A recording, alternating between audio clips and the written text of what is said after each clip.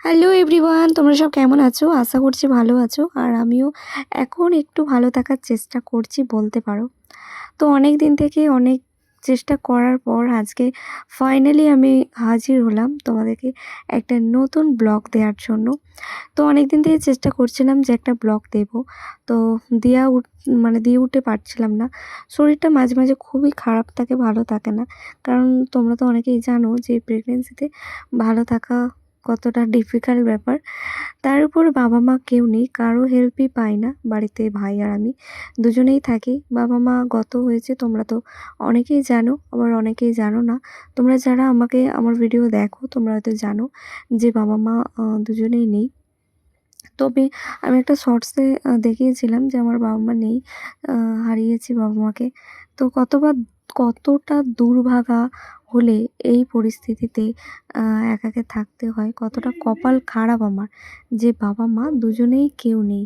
মানে এরকম হবে স্বপ্নেও তো কখনো ভাবিইনি যে মাকে তো হারিয়েছিলামই ১ বছর আগে। তো এই বছর যে আমি আবার বাবাকে হারাবো কখনোই ভাবিনি।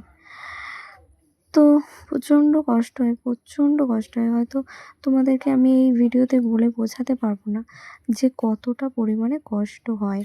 যে বাবা-মা কেউ নেই। আর এই প্রেগনেন্সিতে যাকে সবথেকে বেশি প্রয়োজন হয় সেটা হচ্ছে মা।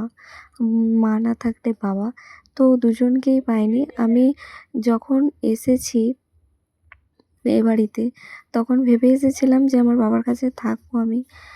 এই প্রেগনেন্সিতে পুরো জার্নিটা শেষ পর্যন্ত আমি থাকবো বাবার বাড়িতে।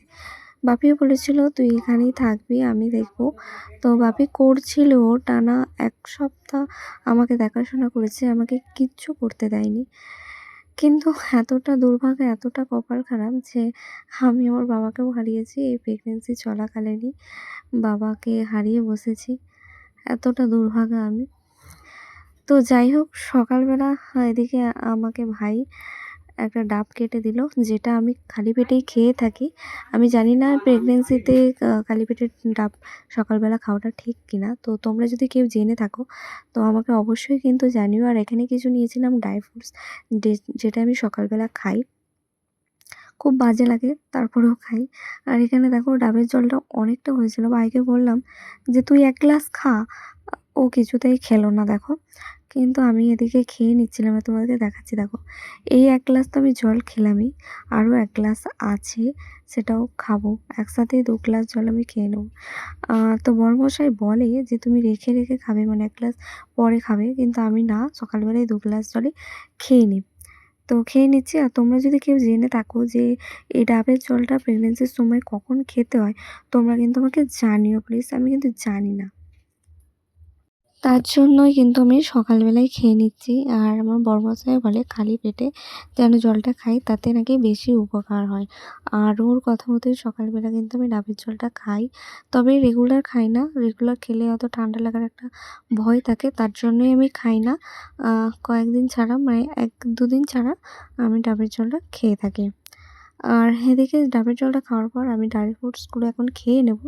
যে ড্রাই ফ্রুটসগুলো দিয়েছিলাম খুব একটা বেশি ড্রাই ফ্রুটস নেই এখানে। এখানে ছিল আমন্ড, আখরোট আর কাজু কিশমিশ। এই ৪ রকম ৫ রকমের আমি ড্রাই ফ্রুটসটা খাবো। আর এটা খেতে এতটা বাজে আমার মুখ দেখে বুঝতেই পারছেন। ওটা খাওয়ার পর আমি টিফিন করে নিয়েছিলাম হালকা পাতলা একটু। টিফিন করার পর আমি এখানে নিয়েছি দেখছো? এই যে প্রোটিন পাউডারটা, এই প্রোটিন পাউডারটা এত বাজে স্মেল, এত বাজে স্মেল তোমাদেরকে বলে বোঝাতে পারবো না। খেতে প্রচণ্ড কষ্ট হয়। কিন্তু শেষই হচ্ছে না। আমি কদিন পর খাচ্ছি। মানে এটা রেগুলার আমি খেতে পারি না। এতটা গন্ধ না, আমি রেগুলার খেতে পারি না। আমার প্রচণ্ড কষ্ট হয়। যার কারণে মাঝে মধ্যেই আমি খাই। আর তার জন্যই কিন্তু হয়তোবা শেষ হচ্ছে না। আর আমি এখানে এটা কিন্তু হালকা উষ্ণ গরম জলে এটা কিন্তু গুলিয়ে নিচ্ছি। কোনো ও দুধের সঙ্গে খাই না। সকালবেলা টিফিন করার পর ০.৫ ঘন্টা পরে এটা খেতে বলে। তো ০.৫ ঘন্টা ওয়েট করার পর আমি এইটা প্রোটিন পাউডারটা কিন্তু খেয়ে নিচ্ছি। তো প্রচণ্ড গন্ধ, খেতে চাই না কিন্তু খেতে হচ্ছে, কিছু করার নেই। মা হতে গেলে অনেক কিছু স্যাক্রিফাইস করতে হয়, যেটা শুনেছি কিন্তু এখন সেটা নিজেকে প্রুভ করতে হচ্ছে। মাতৃত্বের স্বাদ কিন্তু খুব ভালো, তবে মাতৃত্বের কষ্টটাও কিন্তু অনেকটা পরিমাণে থাকে। তারপরেও বলবো মাতৃত্ব তো কিন্তু অনেকটা আনন্দ দেয়, অনেকটা হ্যাপিনেস দেয়। তো যেটা প্রত্যেকটা মুহূর্তে আমরাও খুশি হয়ে আছি, আনন্দে আছি।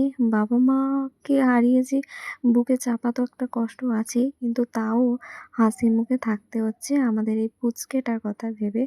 কষ্ট হয়, প্রচণ্ড পরিমাণে কষ্ট হয়। আমি জানি না যে আমার মতন এরকম দুর্ভাগা মানে কপাল নিয়ে কে জন্মেছে। আহ আমার তো মনে হয় হয়তো আমি এরকম দুর্ভাগা কপাল নিয়ে জন্মেছি। আমি প্রেগনেন্ট হইনি, তার আগেই তো মাকে হারালাম। আর এই প্রেগনেন্ট অবস্থায় আমি আমার বাবাকে হারিয়েছি। মানে আমি জানি না যে আমার কপালে আর কি, কি আছে। দেখো তারপর আমি স্নান-টান করে নিয়েছি আর এখানে চলে এসছে খাবার। এই খাবারটা কিন্তু দিদিই পাঠায়। আমার বড়দির বাড়ির কাছাকাছি আমার বাপের বাড়ি, তাই ওই পাঠায়। আমি যেহেতু রান্না করতে পারি না এই প্রেগনেন্সিতে, খাবারটা ওই পাঠায়। আর বাবার বাড়িতে আছি সেটা তো তোমরা জানোই। আর বাবা-মা কেউ নেই, ভাই আর আমি দুজনেই থাকি। আর দুজনেই এখন খেয়ে নেবো। কী রান্না করে পাঠিয়েছে দেখো তোমাদেরকে একটু দেখিয়ে দিই। ডাল, সয়াবিন আর ছিল ভাত, আজকে ছিল নিরামিষ। তাই এই সামান্য কিছু খাদ্য। তো খেয়ে নিই দুজন মিলে, খেয়ে নিলাম। নেওয়ার পরে আমি কিছু লেবু এখানে নিয়ে নিয়েছিলাম, সেটাও আমি এখন খেয়ে নেব। খাওয়ার পর আমার দুপুরে একটা ওষুধ থাকে, সেটা হচ্ছে এই যে আয়রন